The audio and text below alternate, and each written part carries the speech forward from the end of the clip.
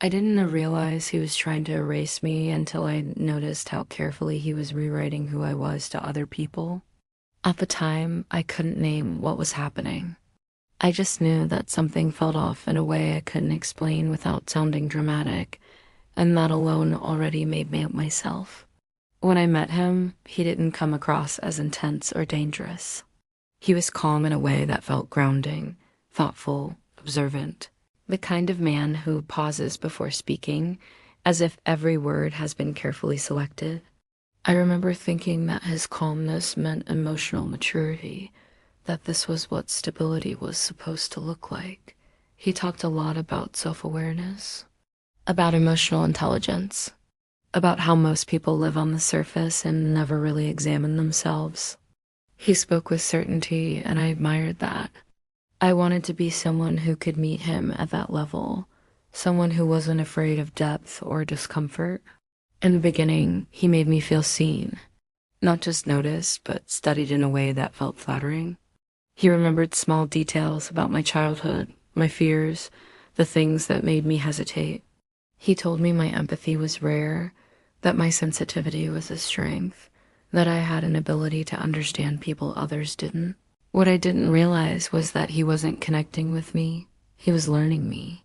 Slowly, almost imperceptibly, the dynamic shifted, the admiration didn't disappear.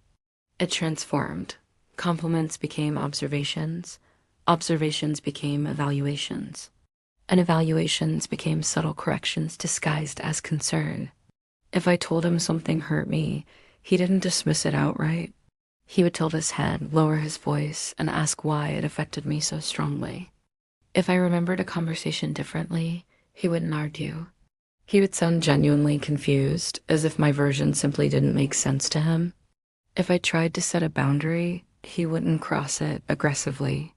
He would look disappointed, almost wounded, like I had failed to understand something important. And every single time, he stayed calm. That calmness did something dangerous to my sense of reality. It made me feel emotional even when I was being reasonable. It made my reactions seem excessive, my memories unreliable, my feelings suspicious.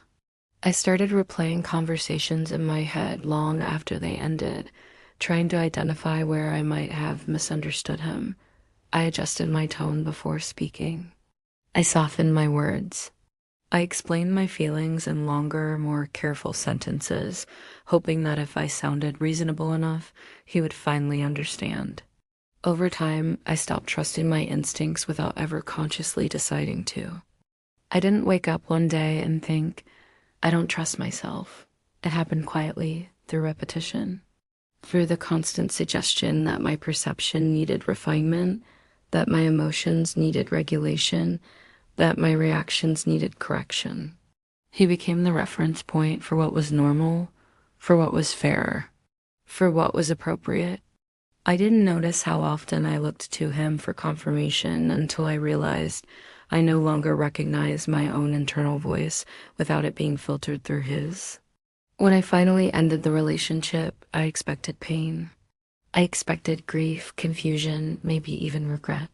What I didn't expect was the strange sense of vulnerability that followed, as if leaving him had exposed me rather than freed me.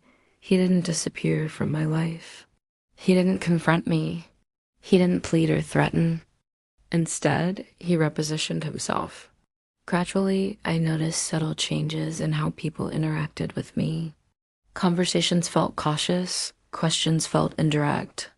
There was a concern in their tone that hadn't been there before.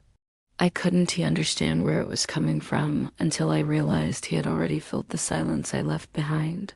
He had been talking, not aggressively, not angrily. He spoke with concern. He told people I was struggling emotionally, that I was confused, that he was worried about my well-being. He framed himself as patient and exhausted, as someone who had tried everything and still cared. And people listened because he sounded calm. And calm sounds credible.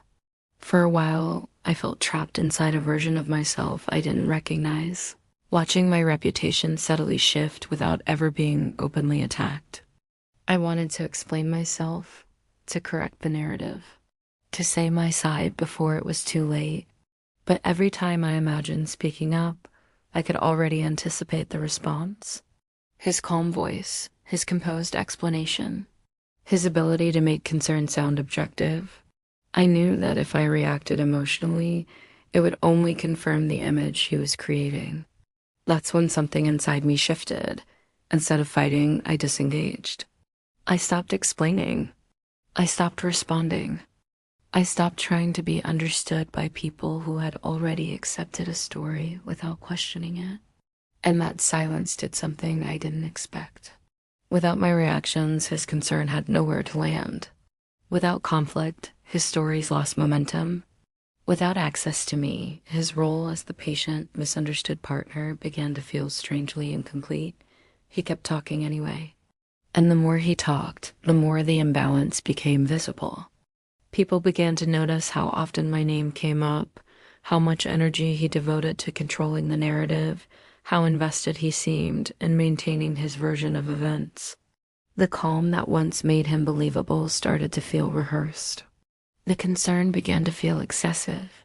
Questions emerged quietly, not out loud, but in the spaces between conversations. Why was he still so focused on me?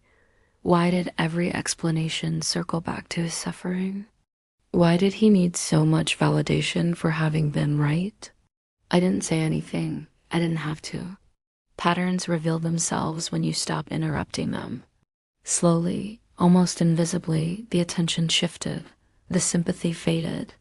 Conversations moved on. People stopped engaging with his stories, stopped asking follow-up questions, stopped offering reassurance.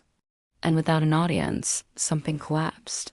Not publicly, not dramatically, but internally. His confidence lost its ease. His charm felt forced. His presence no longer carried the same weight. I watched from a distance as the same dynamics resurfaced in his other relationships, the same complaints, the same quiet need for admiration. Only this time, I wasn't the one absorbing the impact. That's when the real plot twist became clear to me. He didn't lose me.